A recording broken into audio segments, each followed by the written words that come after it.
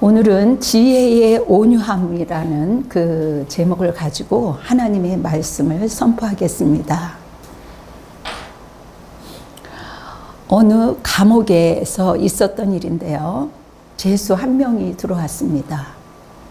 교도관이 이렇게 살펴보니까 참 성실하고 착한 사람이었습니다. 어쩌다 저렇게 젊은 아이가 들어왔을까? 같은 자식을 키우는 그 교도관이 마음이 짠했습니다. 근데 글을 이렇게 살펴보니까 글은 조금씩 읽는데 글을 쓸 줄을 몰랐습니다. 아, 요즘에도 그렇게 글에 대해서 모르는 아이도 있구나 하고 많이 놀랬죠. 그래서 교도관은 틈나는 대로 그에게 글 쓰는 훈련을 가르쳤습니다. 그 죄수가 출소할 때 교도관은 이제 너가 글 쓰는 훈련이 어느 정도 완벽해졌으니 이제 열심히 살아라. 그리고 다시는 이곳에는 들어올 곳이 못 돼. 감옥에 들어오면 안 된다. 이제 우리 밖에서 만나자. 그를 격려했습니다. 그리고 마음이 참 뿌듯했습니다. 그런데 이게 웬일입니까? 시간이 어느 정도 지났고 또 이렇게 어느 날 갑자기 이렇게 보니까 그 청년이 또 죄를 지어서 감옥에 들어온 거예요. 너무 가슴이 아팠습니다. 도대체 이 아이가 그렇게 공들였고 그렇게 애를 썼고 정말 잘 되기를 원했는데 왜 내 마음을 몰아줄까 하는 마음이 안타까워서 도대체 이 아이의 제명이 뭘까 했는데 제목을 보니까 공문서 위조였습니다. 우리에게 시사하는 바가 매우 크죠. 교도관은요, 그가 글자를 제대로 알면 정말 인생이 좋아질 거야. 글씨를 제대로 모르니까 그 아이가 이렇게 여러 가지로 어려움을 당하고 이런 그 상황에 처했으니 글 쓰는 훈련을 하게 되면 이제는 더 이상 이 아이가 이곳에 들어오지 않겠지 하는 그 마음으로 정말 굳건히 나름대로 믿었는데 이 상황 속에서 깨달은 거죠. 아, 이 청년은, 이 죄수는 출소를 하고 다시 안 올 줄 알았지만 이 아이에게는 지식이 아니구나. 지식 때문에 이곳에 들어온 것이 아니었구나. 이 아이에게는 진짜 지혜가 없었던 것이구나라는 것을 깨닫게 되었습니다. 여러분, 지혜는요, 단순히 하나님에 대한 정보를 듣고 안다는 차원이 아니에요. 하나님의 지혜가 있는 사람들은요, 자기 삶이 어떠하든지 그 처한 환경에 힘들 수 있죠. 짜증날 수 있죠. 그러나 굴하지 않고 주 안에서 건강한 삶을 살아내는 것입니다. 제가 오다가 어떤 분이 이렇게 투격투격 싸우는 것을 봤어요. 차가 이렇게 빽빽하게 있는데 그 사람이 차를 빼달라고 하는 거죠. 그랬더니 아니 옆으로 조금 이렇게 불편하더라도 들어가면 되는데 저도 이쪽 분이 차를 이렇게 돼서 어떻게 할 수가 없습니다. 그랬더니 당신이 차를 빼면 되지 않아? 막 이래가면서 거의 나이 먹은 여자분이 그렇게 소리를 지르는 거죠. 참 옆에서 보면서 저 아주머니 나이 헛먹었구나 안타까움이 들었습니다. 아니면 자기가 빼든지 아니면 양해를 구하든지 해야 되는데 날씨가 더우니까 저 아주머니가 더위를 먹었구나 하는 생각이 들었습니다. 자, 개인적으로 말씀을 묵상하다가 우리가 어떻게 살아야 균형 잡힌 신앙으로 살아갈까? 하나님에 대한 말씀을 들을 때 우리가 깨달음이 오지요. 아, 이거구나. 아, 그렇구나. 그렇게 살아야 하는구나 하는 마음이 와닿을 때가 있죠. 그 청년도 그래, 이제 나는 글을 배웠으니 나도 이제 제대로 살아야지 그런 마음이 안 들어갔을까요? 그러나 이것은 지혜지 지혜라고 볼 수가 없는 거죠. 단지 내가 깨닫고 지식을 얻은 뿐이에요. 이 지식이 지혜가 되려면 어떻게 해야 할까? 말씀을 듣고 깨닫는 말씀을요, 우리 실생활에서 한 가지라도 지키려고 애를 써야 되는 거죠. 여러분, 지혜는요, 단순히 하나님에 대한 정보를 듣고 안다는 차원이 절대 아닙니다. 하나님의 사람은 자기가 정말 어려운 상황 속에서도 굴하지 않고 결국은 삶 속에서, 현장 속에서 삶으로 녹아지는 것을 말합니다. 녹아내어야 하는 거죠. 대부분 은혜 받았어, 깨달았어. 수많은 사람들이 여기 교회 가고 저기 교회 가고 또 저기 그 SNS로 말씀 많이 듣죠. 좋았어, 좋았어. 그러면 자기의 삶이 완전히 달라졌다라고 생각해요. 우리 교회 목사님 너무 위대하셔. 말씀이 얼마나 죽여주는지 몰라 이래요. 그런데 그것은 지식이지 삶으로 자기가 녹아내는 삶을 살지 않았기 때문에 욕을 먹는 거죠. 여러분, 참 지혜란 하나님의 말씀을 통찰력 있게 깨닫는 것을 녹여내는 모든 과정을 말합니다. 어떤 분은 그래요. 내가 오늘 일주일에 여기저기 다 들어가서 오늘 7편 들었어요. 자랑이라고 얘기를 해요. 대놓고는 얘기하지 못하지만 그 중에 한 가지라도 애써보지 하는 안타까움이 있습니다.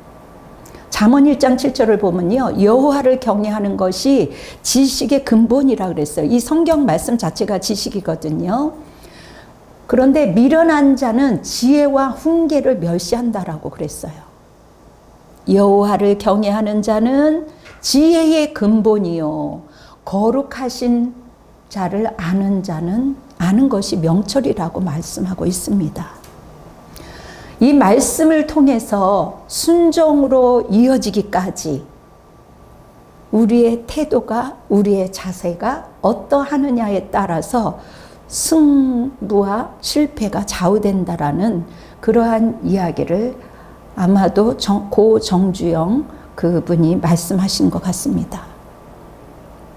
여러분, 순종으로 사는 것은요, 능력이에요. 하나님 따라 살아내는 것이기 때문이에요. 그러므로 참된 지혜는요, 여호와를 경외하는 자리에까지 가는 것을 말합니다. 경외한다라는 것은요, 존중한다는 거죠. 귀히 여기고 정말 이것이구나 하면서 경외한다라는 것은 그 마음이 어떠한 상황이겠어요. 지식의 머리가 아닌 삶의 자리에서 내려오는 그 과정. 나를 구하는 길은요, 남을 구하려고 애쓸 때 그것이 나를 위한 것이에요. 그 사람을 용서해야 되지 않겠어요 하면 그 악한 그렇게 노인들이 죄송합니다 이런 얘기해요. 그 악한 종자를 어떻게 용서해요? 얘기를 하는데 결국은 그게 나를 위한 것이거든요. 남을 돕고 배려하면서 얻는 기쁨이야말로 참된 유익입니다. 하늘의 하나님, 그 거룩하신 아버지를 아는 것이 명철이라고 해요. 그래서 우리 조카 이름이 명철이기도 합니다. 우리는 오직 예수 그리스도를 의지해야 하는데 두 가지 마음을 품고 하나님의 지혜를 구할 때가 많이 있습니다. 우리 조카 명철이라는 애는 그래, 거룩하신 아버지를 아는 것이 명철이지 하나님 아버지 말씀도 잘 듣고 내가 육신의 아버지도 말씀을 잘 들어야지. 그 아이는 어렸을 때부터 잘 풀렸습니다. 여러분, 우리가 스마트폰을 사지요. 스마트폰을 살면 제일 먼저 누구나 할 것 없이 초기 설정을 합니다. 주님이 우리에게 태초에 만드셨을 때는 우리를 너무 근사하게 만들었어요. 그런데 우리의 욕심과 탄심으로 하나님의 자리에 올라가고 싶어서 우리가 죄로 인해 망가졌기 때문에 원래 하나님이 만든 초기 설정을 우리는 회복해야 되는 거죠. 하나님이 주신 이 지혜는 험한 우리의 인생길을 가는 동안에 반드시 필요합니다. 때로는요, 우주 천지에 나 혼자 있는 것 같아. 나만 힘든 것 같아. 나만 외로운 것 같아. 남들은 다 웃고 남들은 다 행복한 것 같은데 나만 찔찔한 것 같아. 너무 힘들어. 그런데 여러분 생각해 보세요. 하나님께서는 나를 위해서뿐만 아니라 모든 사람들을 위해 독생자 예수 그리스도를 보내주셨다는 거예요. 우리에게 사계절이 있듯이 우리에게 똑같은 공기를 주시고 똑같이 이 세상에서 나가서 너의 힘으로 부족하니 나의 힘으로 이 땅을 정복하라고 말씀하셨어요. 그런데도 우리는 자꾸 하나님 주시려면 좀 후하게 많이 좀 주시지 왜 우리에게 도대체 찔끔찔끔 주실까? 아, 나한테 많이 주면 주님께 영광을 위하여 살 텐데 하나님 저에게 이것만 주시면 내가 주의 일을 하겠나이다. 주님의 기쁨이 되겠나이다. 그런데 하나님 아무개는 잘 되는 것 같은데 왜 나한테는 인색하세요? 이렇게 마음의 충돌이 생길 때가 있지 않나요? 저에게도 죄송하지만 잘 안 될 때가 있어요. 사람인지라. 마음속에 순간적으로 충돌이 생기지 않는다. 그것은 거짓말이에요. 그런데 야고보는 오늘 본문 속에 의심하는 마음은 두 마음을 품는 것이라고 표현합니다. 하나님은요, 늘 우리를 향해 계십니다. 그런데 우리의 마음은 여전히 갈등으로 충돌이 생기곤 하죠. 하나님을 잘 믿다가도 내 마음에 불편함이 올라올 때가 너무나도 많이 있습니다. 도대체 그 하나님은 나하고 왜 그렇게 상관없이 좀 후하게 주시지? 그러면은 이 교회 헌금도 많이 하고 정말 맛있는 것으로 후하게 대접하고 내가 주님의 이름으로 사용하신다고 하는데 하면서 마음이 섭섭할 때가 올라올 때가 많이 있습니다. 저도 이제 날씨가 너무 더우니까 이제 아이들이 또 가족들이 수없이 바닷가에 가자, 계곡에 가자 했는데 8번, 9번이 돼도 한 번도 안 갔어요. 그런데 이번에는 그래, 날씨도 너무 더우니 또 아기가 있어요. 갓난 아기, 그 이제 돌 막 지난 아이가 아직 서지를 못해요. 바들바들 쓰는데 자기가 서면 막 자기도 박수를 치다가 쓰러지고 우리 보고 박수를 치래요. 근데 바닷가에 벌써 길들여졌는지 7, 8번 그 집에서 가까운 바닷가에 가니까 길들여졌는지 파도가 와도 그냥 얼마나 짜요. 짭짭짭 먹어요. 눈도 깜빡깜빡하고. 그런데 앞으로 기고 옆으로 기고 막 기어다니는 아이를 보면서 사람들이 몰려오죠. 대부분 돌 지난 애기 인제 기어다니는 아이를 바닷가에다 누가 둡니까? 사람들이 막 구경하는 거예요. 이야, 이거 사람이 되기 전에 우리도 동물이랑 똑같은 애, 개 같은 애. 기어다니는 보면서 너무 신기해합니다. 그런데 여러분, 바람과 바다 한쪽의 힘만으로는 파도가 일어나지 않거든요. 파도가 어떻게 일어나냐? 그렇게 물어보니까 대부분 사람들이 의아해하고 모르는 경우가 있습니다. 바람과 바다의 그 충돌로 파도가 일어나는 것이죠. 두 힘이 부딪혀야 파도가 높아지기도 하고 낮아지기도 하고 하는 겁니다. 여러분, 부딪혀야 뭔가 일어나는 거죠. 자, 그렇다면 우리 안에서 일어나는 계속되어지는 그 갈등, 해결 방법은 있을까요? 이거 둘 중에 하나를 내려놓으면 되죠. 바람과 바다가 서로 충돌하지 않으면 파도는 일어나지 않겠죠. 그처럼 우리도 하나를 내려놔야 됩니다. 때때로 하나님께서는요, 우리의 양손에 거머쥔 것, 그 중에 하나를 내려놓기를 원하시죠. 안 내려놓으면 사방에 여러 가지 방법으로 우리의 삶을 막기도 합니다. 그런데 우리는 계속 의심하는 마음이 들죠. 그런데 성경을 통해서 의심하는 마음, 그 갈라지는 마음은 두 마음을 품는 것이라고 표현합니다. 하나님은 늘 우리에게 함께 하시지만 우리는 여전하다는 것이죠. 그 마음을 누구보다도 너무나도 잘 알고 계시는 분이 하나님이세요. 여러분, 지혜가 단순한 지식이나 고백이 아닌 이유가 여기에 있는 거예요. 이처럼 주님은 우리의 삶에 깊숙이 개입하셔서 우리에게 지식이 아니야, 지혜를 가르치려고 했습니다. 부모도 그렇잖아요. 너가 이렇게 구구단을 외우고 공부를 하고 하는 것은 너희들이 지식을 배움을 통해서 어느 순간에 그 지혜를 활용하기 위함이야. 그런데요, 주님은 우리의 삶에 깊이 개입하시려고 하지만 우리는 끝까지 안 내려놓으려고 씨름하는 것 아니겠어요? 이 무더운 여름 날씨에. 자, 이쯤 되면 주님이, 우리가 주님한테 아버지 살려주세요. 저는 어느 순간부터 그렇게 하나님 앞에 미안할 정도로 정말 아버지 살려주세요. 그런 고백을 너무나도 수없이 했습니다. 어제도 뒤돌아보니까 제가 친구 아이가, 너는 내가 암에 걸렸는데, 그 아이는 고인이 되었습니다. 나는 암에 걸렸는데 너는 조금만 아프고 조금만 문제돼도 너는 어떻게 살려달라고 하니? 나는 이상하게 하나님 앞에 살려달라는 말이 안 나오더라. 그렇게 잘 안 나와. 그런 얘기를 했어요. 아버지 살려주세요 라는 고백은요, 한계가 있는 인간이 토해낼 수 있는 최고의 지혜예요. 누구한테 살려달라고 하겠어요?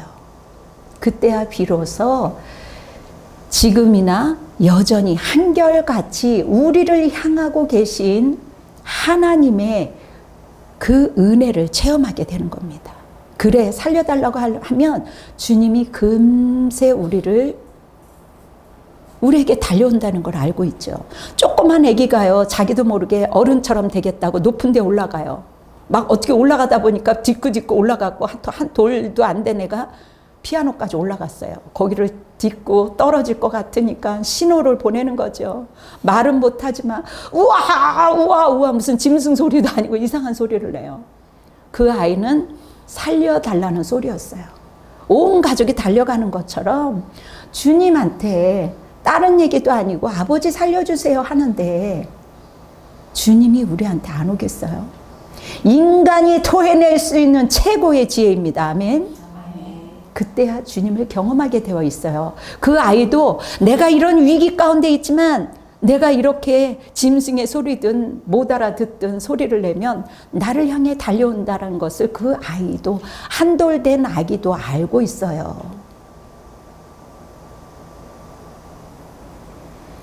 하나님의 주권에 우리가 달려있다라는 거죠. 이것을 인정을 하면요, 어떠한 상황이든 마음이 편해집니다.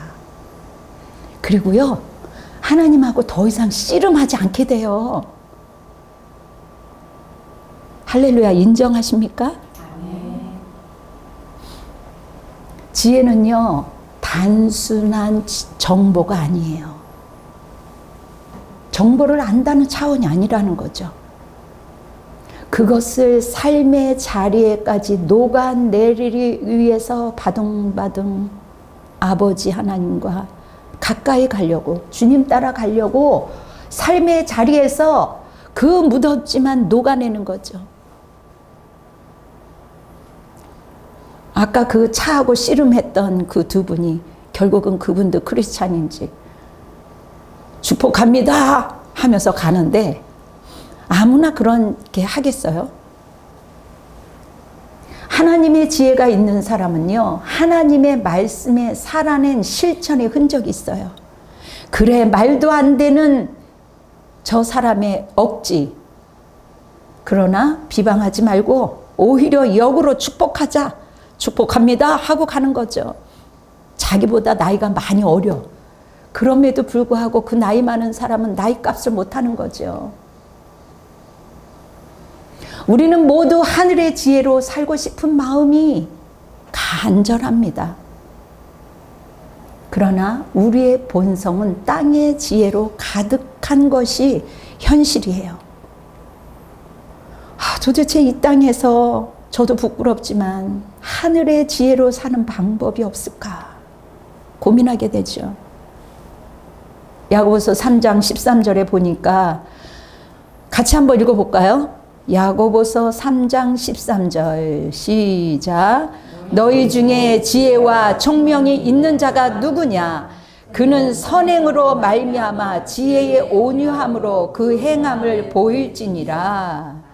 지혜와 총명이 있는 사람은 선행을 한다라는 거예요. 선행은 하나님을 공경하는 지혜를 말합니다. 야고보는요, 지혜의 총명이 있다면 먼저 선을 행하라는 거죠. 그리고 그 다음은 온유함으로 지혜됨을 보이라고 말합니다. 여러분, 성경에서 온유함은요, 우리가 생각하는 것과 거리가 멀어요. 인간은요, 누구나 할 것 없이 기질적으로 잘난 척합니다.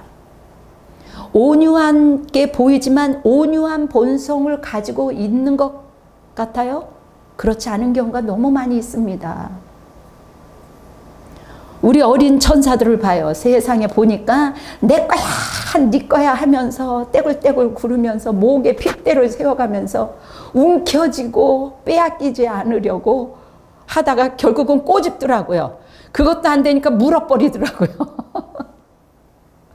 여러분, 가만히 그거를 보면서 상황이 다를 뿐이지 어른들의 세계와 뭐가 그렇게 다를까요?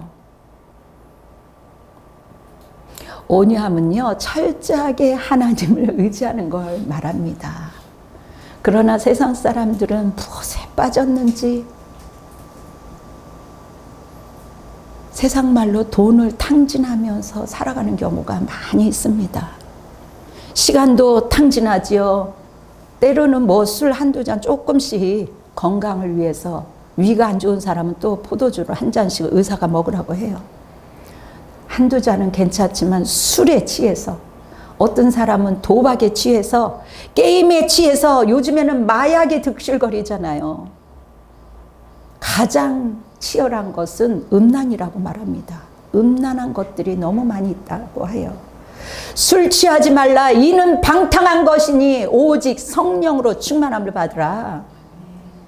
여러분, 알코올에 중독이 되면요, 중추신경을 마비시켜서 내 의지와 상관없이 술에 의지하게 돼요.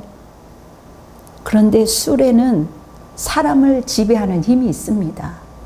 성경은 술 취하지 말라는 거예요. 그래서 성령의 충만함을 받으라 합니다. 성령의 지배 아래 인생을 두라는 것이죠. 하늘의 지혜는 성령의 지배 아래서 생기기 때문이에요.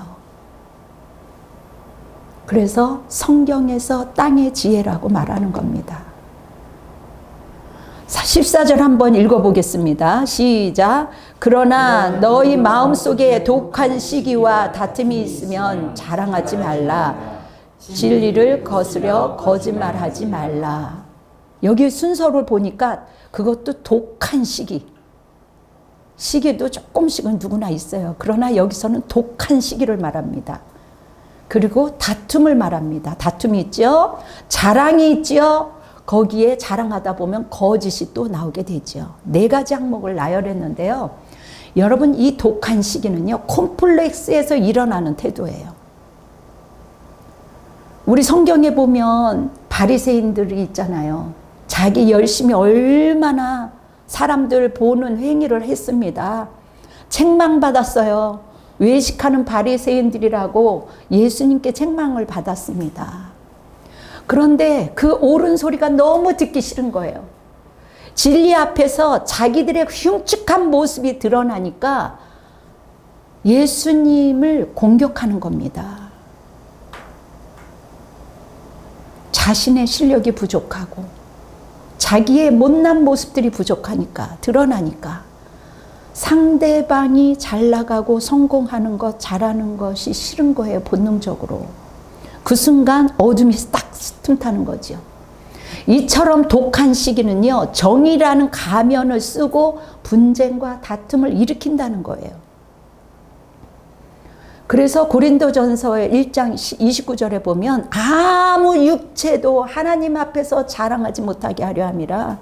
특히 성도들 안에서 나의 육신의 것을 자랑을 하면요, 아우 하나님의 은혜로 이렇게 됐어요 하지만 결국은 그 상대가 여짜하면 마음의 상함이 일어날 수 있기 때문에 우리가 자랑할 것은 누구만 자랑해야 돼요?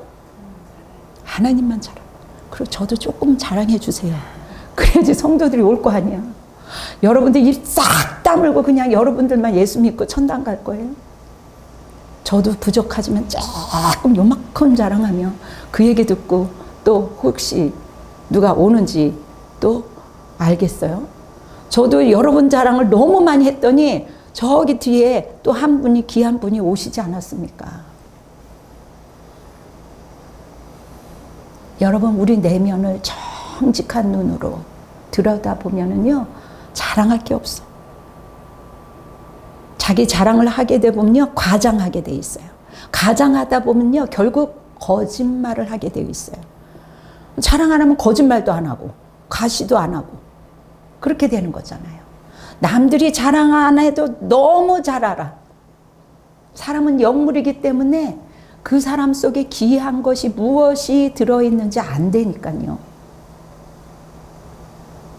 애기들도 지를 살려줄지 자기를 도와줄지 안 되니까요. 자기를 사랑하는지 미워하는지 안 되니까요.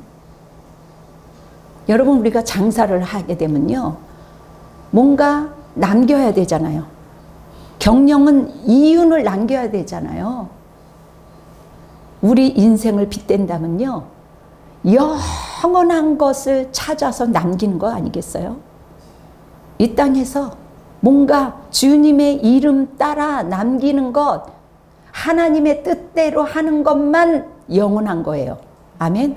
그래서 어떨 때는 이 무더위에 세상에 놀러 가고 쉬고 그래야지, 주님의 이름으로 실컷 일하고 영원히 남지 않는다 그러면 얼마나 이게 손해요. 돈만 없어지는 게 손해가 아니에요. 시간만 없어진다는 게 손해가 아니에요. 영원한 것을 놓치는 것이 손해입니다. 영원한 것을 붙잡지 않으면요, 우리의 인생은 허망하게 돼 있어요. 그래서 많은 사람들이 내 인생이 허망해. 그럼 뭐 하고 싶으세요? 다시 젊음으로 돌아가서 시집가고 싶어 그래, 할머니들은 꼭. 꽃가옷 입고 머리에 간 씌우고 시집가고 싶어. 전 그 얘기 너무 많이 들었어요. 시집가서 또 살면 또 그 인생이 허망해지지 않을까요? 아니야, 그때는 잘 살 수 있을 것 같아. 엄마들이 그러잖아요. 아유, 내가 애기 또 낳으면 진짜 애기 잘 키울 것 같아. 그래서 늦둥이를 낳았대요, 누가. 근데 잘 키웠을까요? 못 키웠을까요? 기운이 없어갖고 더 소리를 깍깍 지르는 것을 보면서, 이야, 마음대로 안 되는 게 인생이구나. 잘 살 것 같지요? 하나님 영원한 세계를 붙잡지 않으면 그 인생은 허망하게 되어 있습니다. 잠깐 인기 누리고 잠깐 이름 높아지는 것, 저는 어르신들을 섬기면서 정말 모든 것들이 사장되는구나. 누구 하나 가족 외에는 기억해 줄 사람이 별로 없는 거죠. 가족도 시간 되면 요즘에 바쁜 세상에 누가 다 그렇게 기억합니까? 허망한 인생을 살지 않으려면 영원한 하늘의 지혜로 살아내야 하는 거죠. 아멘? 자, 17절, 18절 큰 소리로 읽어보겠습니다. 시작. 오직 우러난 신이 첫째 사들하고 다음에 후통하고 간영하고 양승하며 긍휼과 선한 열매가 가득하고 평강과 거짓이 없나니 합당하게 하는 자 자들은 화평으로 심어 의의 열매를 거두느니라. 아멘. 여기 순서를 보니까 성결, 화평, 관용, 양순, 편견. 자, 먼저 하늘의 지혜는 성결하다고 했습니다. 이건 영적으로 해석한다면요, 어떠한 상황에서도 오직 주만 바라본다는 거예요. 오직 주만 따르겠다라는 태도를 말합니다. 여러분, 그리스도인의 확고한 정체성 위해서요, 우리가 성결하라고 했죠. 성결이 파워예요. 성결이 힘입니다. 그래서 영적으로 육적으로 음란을 피해야 돼요. 성경에 다른 죄에 대해서는요, 피 흘리기까지 맞서 싸우라고 했습니다. 다른 거는 맞서서 싸워야 돼요. 그런데 음행은 어떻게 해요? 피하라고 했습니다. 그래서 다윗이 도망갔죠. 음식도 잘할 수 있어요. 성품이 좋아 칭찬받을 수 있어요. 공부도 남들보다 잘할 수 있어요. 탁월할 수 있어요. 그러나 음행 하나를 다스리지 못해서 모든 인생이 망치는 것을 보게 됩니다. 여러분, 사탄은요, 우리를 망하게 하기 위해서 음란을 가장 효과적으로 사용해요. 마귀에게 틈을 줘서는 안 되는 겁니다. 우리는요, 음란을 피해야 돼요. 내 죄를 내 심령 가운데 그대로 두고 교회를 다니는 사람들이 너무 많이 있어요. 이원론적으로 크리스찬으로 살면서 은혜를 받기를 바라지 말아야 되거든요. 누구나 한 번쯤은 실수할 수도 있을 거예요. 그러나 하나님은 여전히 돌이키기를 원하십니다. 우리의 모든 것들을 아시는 하나님. 그러나 돌이킨다는 것은 내가 주님께 회개함으로 나의 막힌 모든 그 신앙의 문제가 해결받기를 원하세요. 오늘 결단의 시간이 되어 새로운 단계로 나아가는 거룩한 시간, 거룩한 사람이 되기를 축원합니다. 거룩을 회복합시다. 그리고 깨끗함을 받고 아버지께로 돌아갑시다. 얼마나 편안해요. 간혹 죄를 지으면서 사람들이 이렇게 얘기하더라고요. 아유, 이건 죄도 아니야. 정치하는 인간들 좀 봐. 저렇게 못된 짓을 하는데 우리가 죄를 짓는 거는 아무것도 아니야. 사람들이요, 가볍게 생각하더라고요. 이거는요, 교회 장로님이 그 얘기를 해서 깜짝 놀랐어요. 에이, 우리가 죄 짓는 건 아무것도 아니에요. 저 정치하는 인간들을 보세요. 얼마나 못된 인간이에요. 그리고 자기를 합리화시켜. 이거는요, 정말 위험한 겁니다. 죄는요, 지극히 작은 데서부터 들어오는 거예요. 아무리 작은 죄라도 버리고 털어버리고 회개해야 되는 거죠. 무더워요, 더워요. 근데 이제 입추가 지나고 이제 얼마 안 남았죠. 아무리 짜증나고, 그리고 우리가 정말 속상한 상황 속에서도 어떠한 상황에 처했다 할지라도 우리가 그래, 주님은 나를 위해서 십자가에 돌아가셨는데 하고 주님을 신뢰하고 바라보는 태도가 중요한 거죠. 그게 성결의 힘입니다. 두 번째는요, 하늘의 지혜는 여기 화평이라고 했죠. 여러분, 고린도후서 5장 18절에 보면요, 모든 것이 하나님께로 났으며 그리스도로 말미암아 자기와 화목하게 하시고 또 우리에게 화목하는 직분을 주셨다고 성경은 기록하고 있어요. 우리는 예수님께서 십자가의 죽으심으로 화목하게 하는 직책을 얻은 자예요. 그래서 이제 우리가 이제 임직식을 이제 앞두고 준비하는 가운데, 하나님께서는 나를 화목하는 직책을 맡겨주셨구나. 아멘. 화목하는 직책을 맡은 자구나. 여러분들이 그렇게 이해하고 그 지식이 여러분들이 지혜로 생겨서 어떠한 상황 속에서도 겪어내는 위대한 직책을 여러분들이 누리셔야 되는 거죠. 잘 활용해야 되는 거죠. 세 번째는 관용이에요. 남의 잘못 있을 수 있어요. 나도 잘못하니까. 그러나 너그럽게 받아들이는 용서, 그 용서하는 것을 관용이라고 합니다. 하나님은요, 너의 죄를 없던 것으로 해줄 테니 다시는 죄 짓지 마. 그렇게 하시는 것 같지만 십자가에서 아들을 대신 죽게 하심으로 죄값을 지불해 주셨어요. 그래서 죄 지은 우리를 받아주셨거든요. 이것이 관용이에요. 그런데 신앙이 깊은 사람일수록 관용하는 태도가 어렵다는 말을 들었습니다. 왜 그럴까 했더니 자기의 때문에 그래요. 그리고 자기의 경험, 자기의 체험, 자기의 프레임에 갇혀서 자기 틀에 맞지 않으면 포옹하기가 어려운 것 같아요. 간혹 리더자들도 그래요. 목회자들도 그런 분들이 간혹 있더라고요. 그래서 내가 경험하지 않는 것을 오히려 나쁘게 말하는 분들에 대해서 제가 자상하게 따뜻하게 들어가서 이야기한 적이 여러 번 있습니다. 네 번째는 양순이에요. 양순. 포악의 반대말입니다. 내 뜻에 부합되지 않는 것 같아도 상대방의 생각을 들어주고 긍정해주는 태도를 말하는 거죠. 사람들은요, 누구나 상대방의 말을 듣는 거 쉽지 않아요. 자기 말을 하고 싶으죠. 그러나 하나님께서 우리에게 쉬지 말라고 기도하라는 그 말씀은요, 하나님께서 너가 하는 이야기를 듣고 싶어서 그래. 우리를 향해서 귀를 기울이고 있다라는 것을 알아야 되는 거죠. 주님이 우리를 보면서 아이고 저 정도면 힘들면 아우 올 때가 됐는데 아우 저 정도면 주님이 우리를 보시면서 기다리는 아버지, 돌이킬만 한데 안타까워 하시는 아버지. 그러나 우리가 돌이키면 탕자의 둘째 아들처럼 한 걸음에 달려오시는 분이 아버지예요. 주님의 마음이 이런 마음입니다.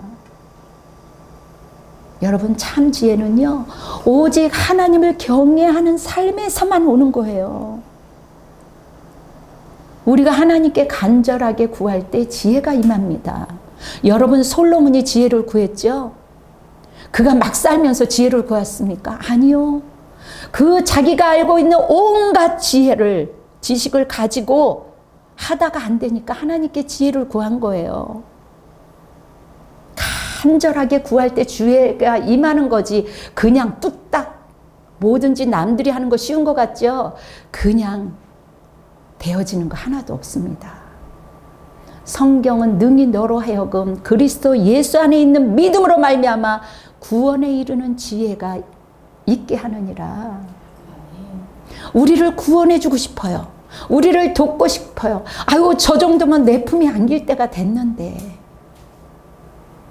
우리는 여전히 하늘의 지혜로 살아가고 싶지만 내면의 자아가 땅의 지혜로 살아갈 때가 너무 많이 있죠. 자, 다섯 번째는 마지막 국률입니다. 자격 없는 죄인에게 베푸는 호의예요. 여기에서 독생자를 십자가에 주신 주님의 값을 지불하셨다라는 거죠. 자, 여기에서는 여섯 번째는 편견 없음입니다. 편견은요, 자기 고집이죠. 자기가 옳다는 거예요. 내 경험, 자기 프레임 안에서 쉽게 정죄하고 매장하는 거, 뚜껑 닫아버리는 거, 이거는요, 어리석고 무서운 행동입니다. 그래서 늘 우리 하영조 목사님이 뭐라고 하셨냐면, 전문직에 있는 사람들은 늘 겸손하십시오. 그 말씀을 얼마나 온누리게 똑똑한 사람 전문직에 얼마나 많이 있습니까? 자기 안에서 벗어나면 이상한 신앙이라고 생각하는 것, 잘못된 신앙이라고 생각하는 어리석음을 범할 때가 너무 많이 있습니다. 그런데 여전히 말씀을 잘 듣고 훈련에 거할 때 우리도 모르는 사이에 가랑비에 옷 젖는 것처럼 온전히 새로운 사람이 되어갑니다. 하나님의 지혜로 실천하는 사람들은 겉으로 비슷해 보이지만 그 안에 참 지혜가 있습니다. 사랑하는 성도 여러분, 우리는 여전히 어렵고 힘겨운 시간들 살아가고 있어요. 그 힘든 것 때문에, 지금 당장 갈증나는 것 때문에 우리의 눈과 귀를 막고 있습니다. 어쩌면 하나님의 말씀을 가까이 할 힘을 잃어버리게 합니다. 그러나 하나님께서는 우리의 형편과 처지를 너무나도 잘 알고 있어요. 어려운 중에도 우리에게 말씀하시고 계시는 주님의 음성을 들으시기를 간청합니다. 우리가 어려운 시간을 견뎌낼 수 있는 유일한 힘은 오직 하나님의 말씀뿐이에요. 그리고 그리스도 안에서 하나님 저 좀 살려주세요 하는 그 간청함, 주님이 주시는 지혜로 승리할 수 있습니다. 이제는 하나님이 주시는 지혜의 그 온유함으로 선행으로 살아내시기를 예수 그리스도의 이름으로 축원합니다. 아멘. 기도합니다. 사랑이 많으신 아버지, 참으로 감사합니다. 우리에게는 무엇보다도 위에서 내려오는 주님의 지혜가 필요합니다. 주님이 주시는 그 지혜의 온유함으로 하나님, 우리가 살아가면서 정말 성결한 것이 큰 힘이라는 것, 그래서 영육 간의 모든 음란을 제거하여 주시고 또 사람들과 화평하는 직책을 우리에게 주셨으니 정말 화평할 수 없는 그 환경 가운데서도 화평을 아버지 하나님 고집할 수 있도록 능력을 부어 주시옵소서. 그리고 사람을 관용하고 용서할 수 있는 마음, 하나님 양순하며 또한 우리 주님이 나를 긍휼히 여긴 것처럼 타인을 긍휼히 여기며 아버지 실수도 포옹할 수 있는 선한 열매가 우리 성도들 가운데 또 이 방송을 듣고 이 양식을 먹는 자들에게 하늘의 복이 주렁주렁 열릴 수 있는 은혜를 허락하여 주시옵소서. 그래서 우리가 편견을 제거하게 하시고 우리의 자랑을 제거하셔서 하나님 거짓된 인생을 살아가지 아니하도록 우리를 돌봐 주시옵소서. 여러분, 하나님께서는 우리에게 화평으로 심는 자는 화평으로 의의 열매를 거둔다고 했습니다. 주님이시여 우리를 도와주시옵소서. 우리를 살려주시옵소서. 우리 성도들이 정말 피땀 흘려 정말 마음과 시간과 헌신과 예물을 주님 앞에 올려드립니다. 주님의 그 거룩함이 이곳에 심기어 주었으니 아버지 하나님 누름의 은혜가 있게 허락하여 주셨으니 감사합니다. 하나님, 우리도 그리스도 안에서 누려봐야만 또한 그 누림을 함께 다른 이들과 누릴 수 있지 않겠습니까? 아버지 하나님, 영육 간의 누림으로 아버지 하나님, 좋으신 하나님을 전할 수 있는 용기를 부어 주시옵소서. 주님, 온전한 우리의 헌신과 예물을 주님께서 온전히 받아주시고 이 무더운 여름 날씨에 영육 간의 강건함을 허락하여 주시며 우리나라의 곳곳에 정치, 경제, 문화, 교육 아버지 하나님 곳곳에 주님의 사랑과 공의와 은혜가 흘러갈 수 있도록 주님 도와주시옵시며 모든 악한 것으로부터 하나님의 도우심이 있게 허락하여 주셔서 아버지 하나님 이 땅이 회복되는 놀라운 역사가 있게 허락하여 주시옵소서. 아버지 하나님, 우리가 주님 앞에 항복할 때 주님께서 이 땅을 고쳐 주실 줄 믿습니다. 오 주님, 회복시켜 주시옵소서. 이제는 우리 주 예수 그리스도의 은혜와 하나님의 극진하신 사랑하심과 성령님의 내주하심과 교통하심이 우리 사랑하는 분당 주신교회 성도들과 가족들 머리 위에 그리고 이 나라 국군 장병들과 위정자들과 선교사와 열방 위에 지금으로부터 영원토록 함께할지어다. 아멘. 주님께 영광의 박수를 올려드리겠습니다. 할렐루야. 여러분 사랑합니다. 승리하세요.